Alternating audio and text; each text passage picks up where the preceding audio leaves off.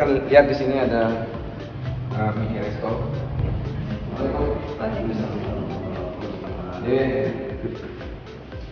Ya, ini mini resto dari SMK Muhammadiyah 4 Yogyakarta.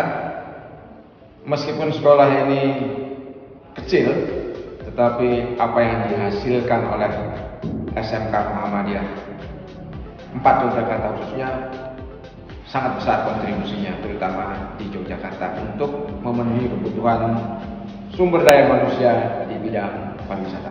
Mari kita lihat yang lain.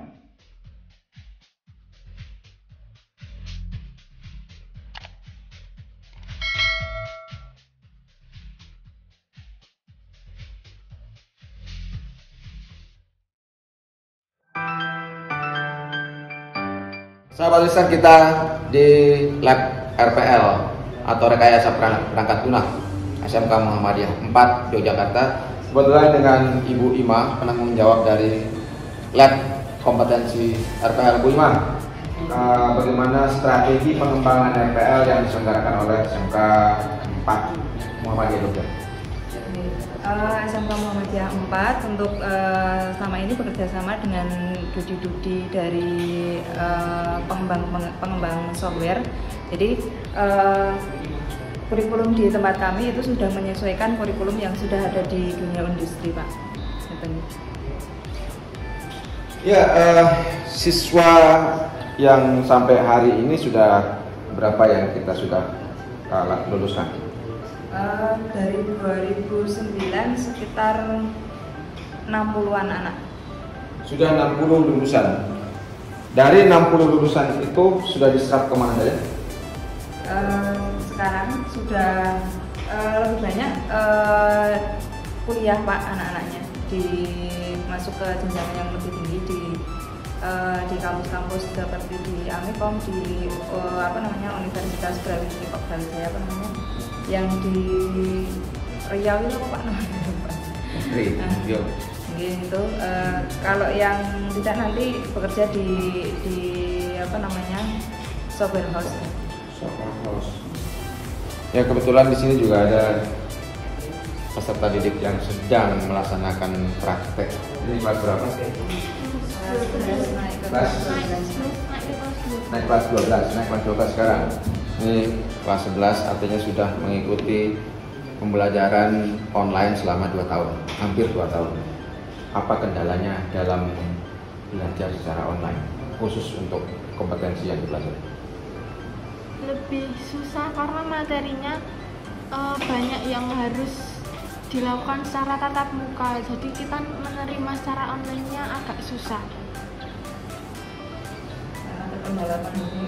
Iya. Ini kendala pandemi ini memang menjadi suatu hambatan yang luar biasa di dalam penyelenggaraan pendidikan kejuruan. Apa saran Mbak siapa tadi? Zura. Mbak Zura. Apa saran Mbak Zura untuk pembelajaran ke depan?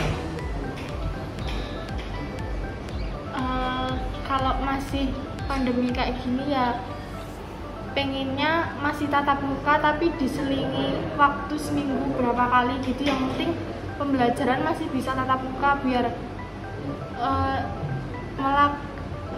lebih paham menangkapnya.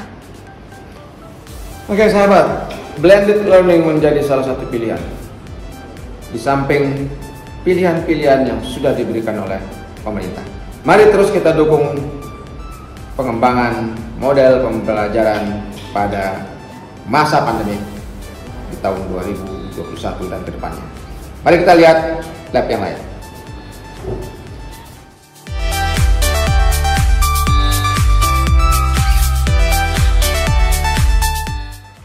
Rekayasa perangkat lunak ini menjadi salah satu yang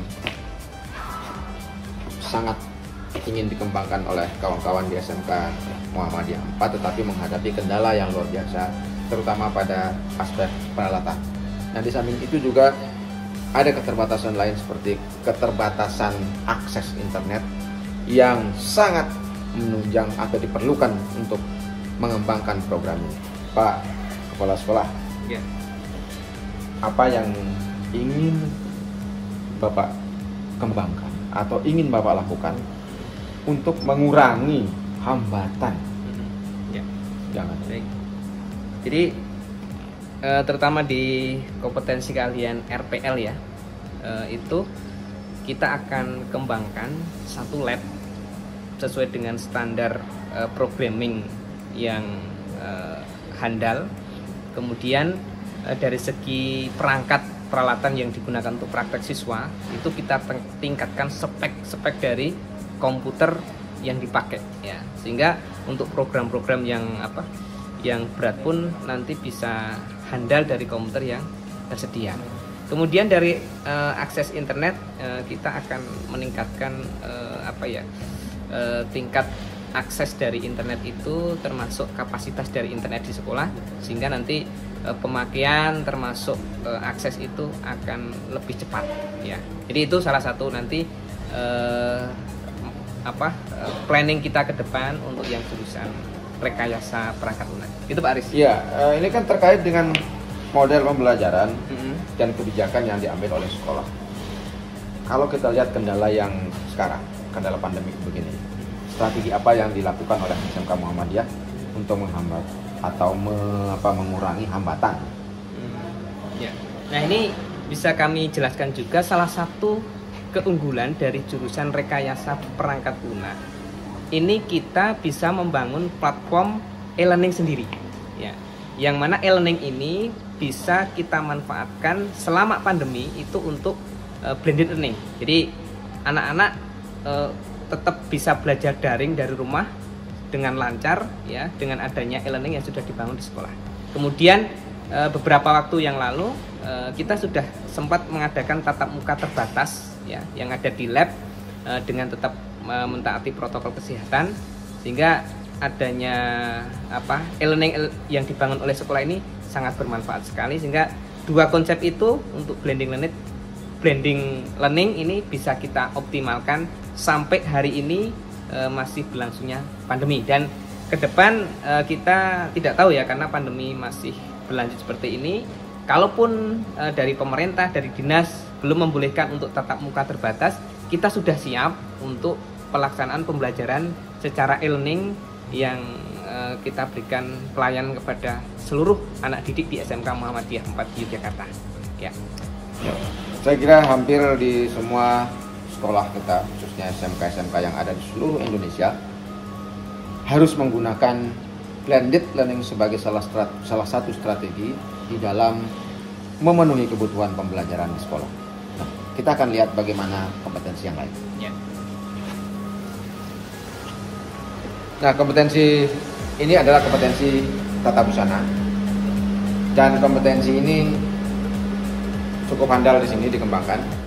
Sahabat Tristan, jadi ini kita berada di laboratorium tata busana SMK Muhammadiyah 4 Yogyakarta, dan kita akan sedikit mengulik bagaimana SMK Muhammadiyah mengembangkan tata busana, karena ini di Muhammadiyah jarang dikembangkan.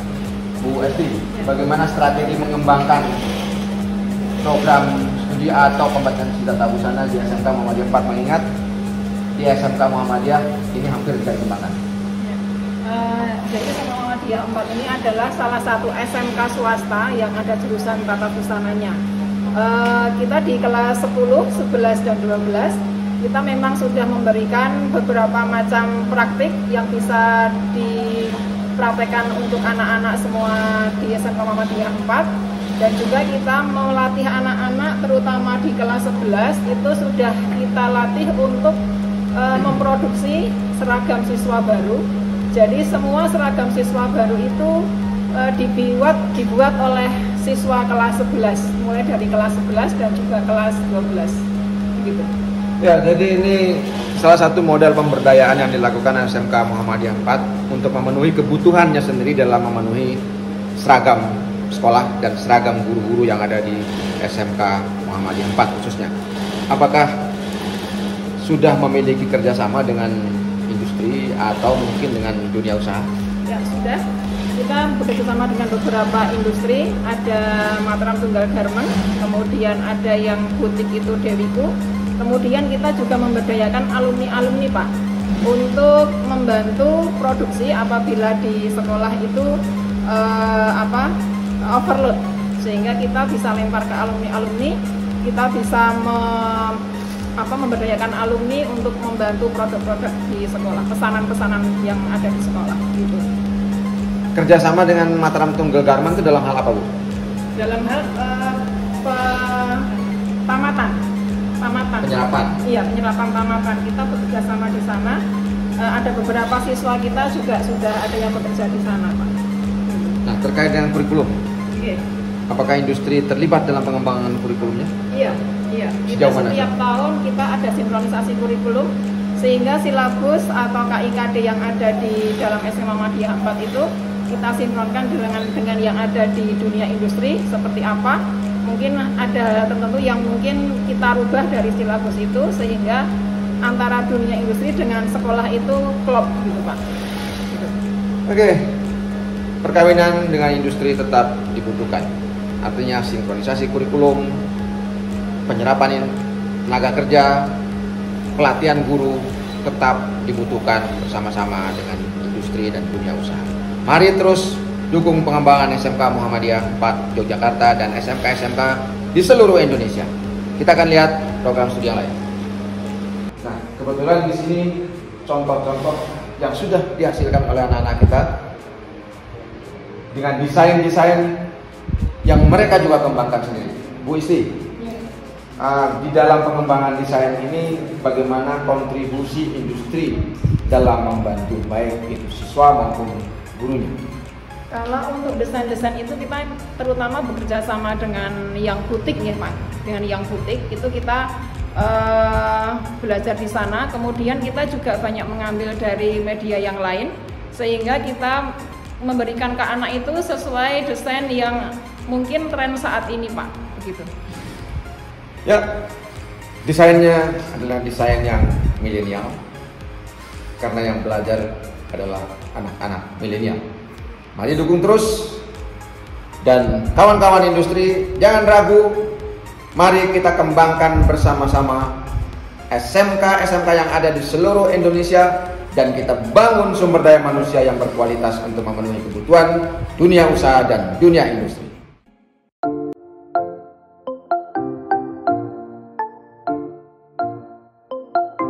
SMK Muhammadiyah 4 juga merancang calon-calon wirausahawan muda di bidang pariwisata, termasuk busana dan tata boga atau kuliner. Nah, kita akan lihat bagaimana kawan-kawan mengembangkan kuliner ini.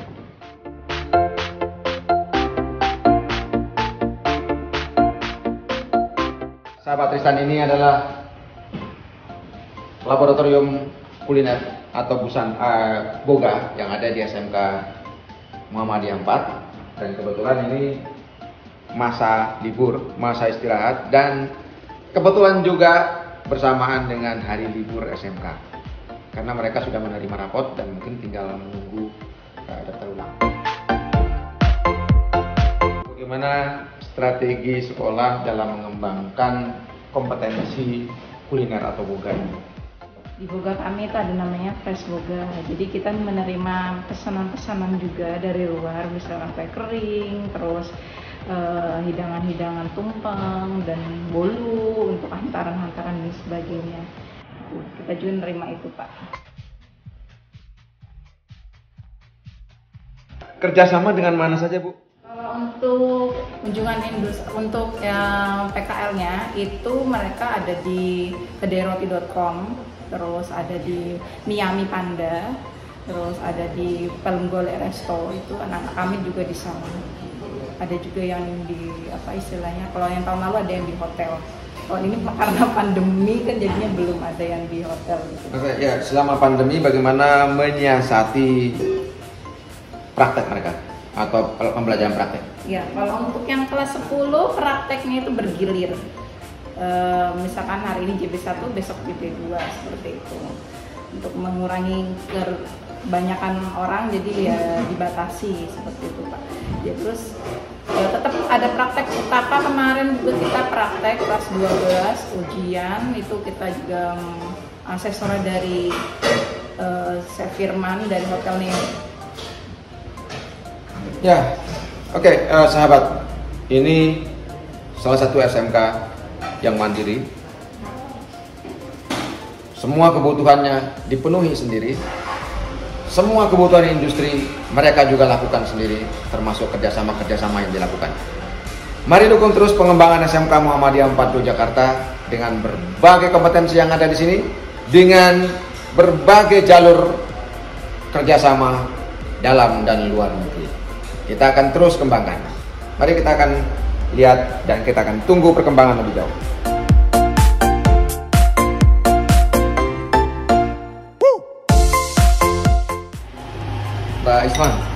Mbak Isma ini sedang bikin apa? Spom cake. Nah, selama pandemi ini kan pembelajarannya mulai daring. Menurut Mbak Isma, kendala apa sih yang dihadapi selama pembelajaran daring? Ini kan praktik. Kalau praktek lebih susah, kalau pelajaran daring kan susah memahami. Kalau langsung kan bisa praktek langsung gitu Pak. Terus apa yang ingin disampaikan terkait dengan pembelajaran yang harusnya dilakukan? Ya, maunya pelajaran seperti dulu lagi, kayak daring. Tatap muka. Iya. Salah satu kendala yang perlu sama-sama kita pikirkan adalah bagaimana menerapkan pembelajaran offline atau luring di seluruh praktek kerja anak-anak kita di SMK. Mari kita akan tunggu perkembangan SMK Muhammadiyah lebih lanjut.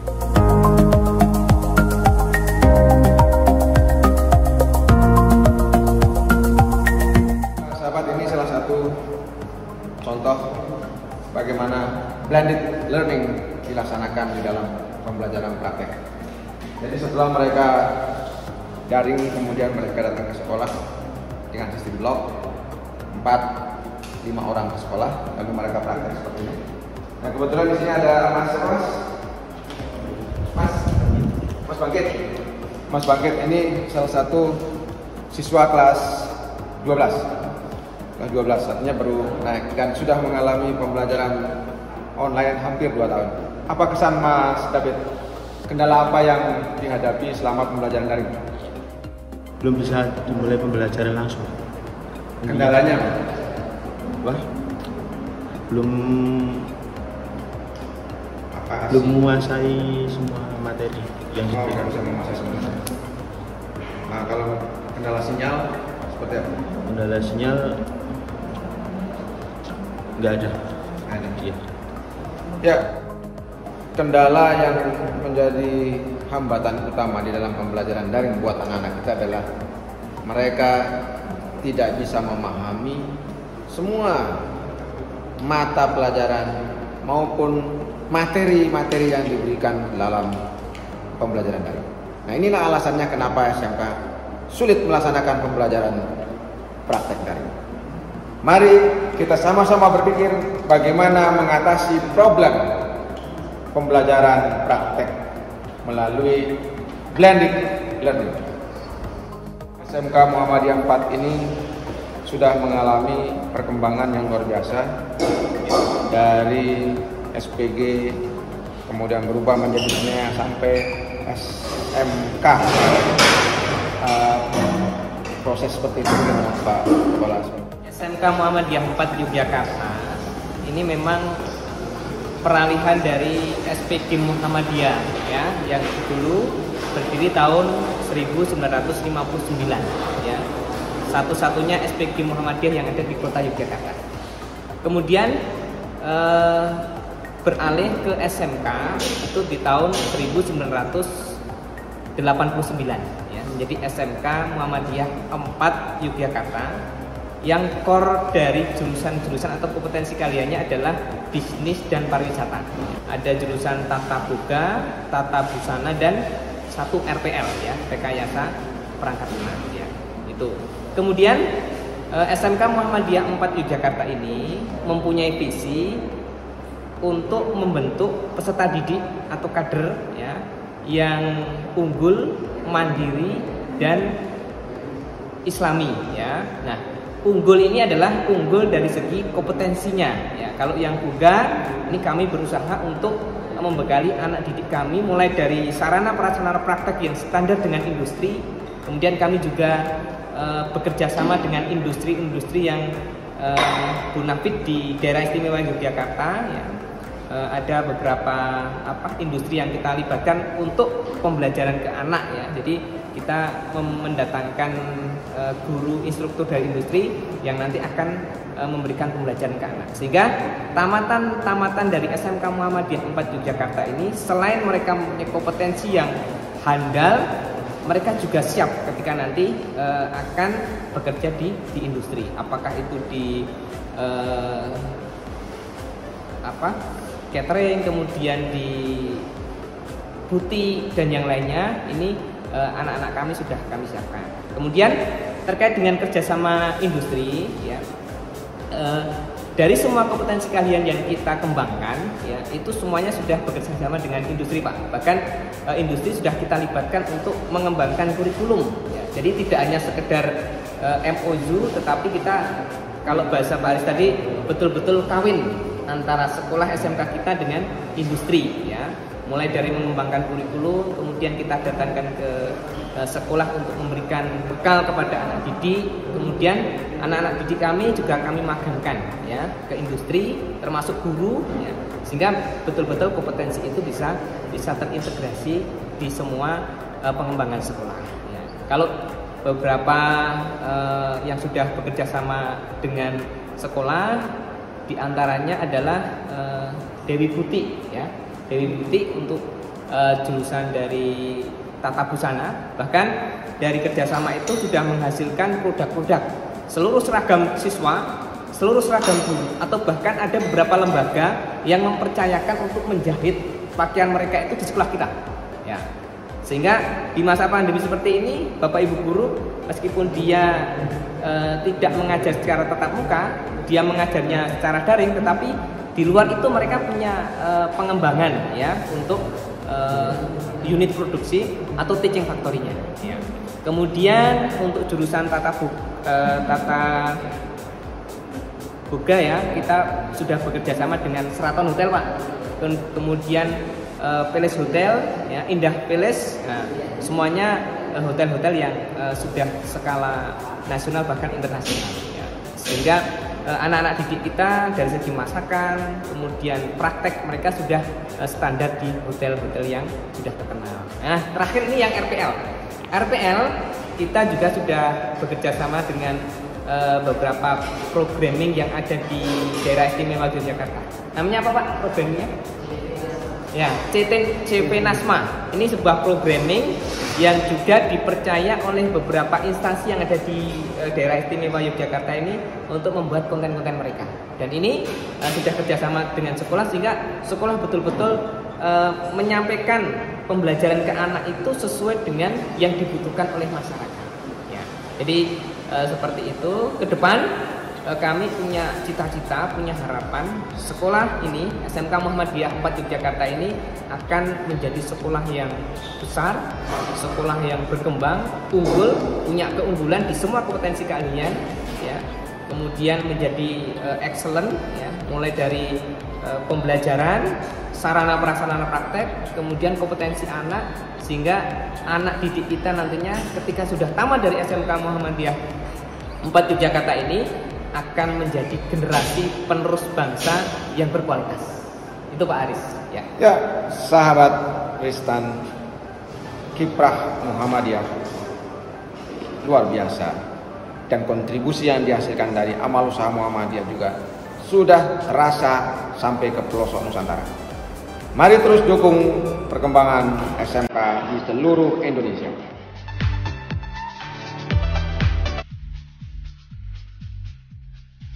Sahabat Tristan, Muhammadiyah sudah berumur lebih dari 1 abad. Kiprahnya dalam bidang pendidikan sudah tidak bisa diragukan lagi, termasuk dalam pengembangan pendidikan kejuruan. Kontribusi amal usaha Muhammadiyah dari tingkat sekolah pendidikan dasar hingga perguruan tinggi juga sudah terbukti. Untuk itu, mari kita akan lihat terus perkembangan ini dari tahun ke tahun, dari periode ke periode, dari satu masa ke masa berikutnya. Untuk tetap bisa mengikuti dan menonton video-video serta mendapatkan informasi tentang perkembangan SMK di seluruh Indonesia, jangan lupa subscribe, like, comment, and share. Terima kasih. Assalamualaikum warahmatullahi wabarakatuh.